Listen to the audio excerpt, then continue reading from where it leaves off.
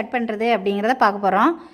இது ஒரு மெட்டீரியலோட pant cloth 4ஆக மடித்து போட்டுக்கிட்டோம்.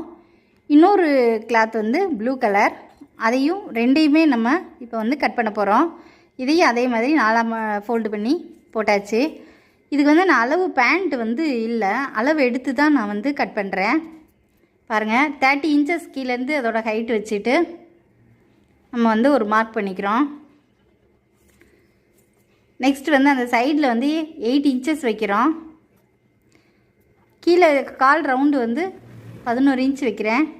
அதுலேருந்து சின்னதாக ஒரு மார்க் மாதிரி போட்டுட்டு நம்ம அந்த கர்வ் வந்து ஃபஸ்ட்டு அந்த கர்வ் வந்து மார்க் பண்ணிக்கிறோம். இப்போ அளவுப்படி அதோட லெக்கு வந்து 10.5 இன்ச் இருக்குது, கால் கீழே பாட்டம் சைடு. அதுலேருந்து ஒவ்வொரு 3 இன்ச்சுக்கு ஒருக்க ஒரு இன்ச் கூட்டி நான் வந்து மார்க் பண்ணுறேன். மார்க் பண்ணி அந்த மார்க் பண்ண எல்லாத்தையும் ஒரு ஜாயிண்டாக போட்டோன்னா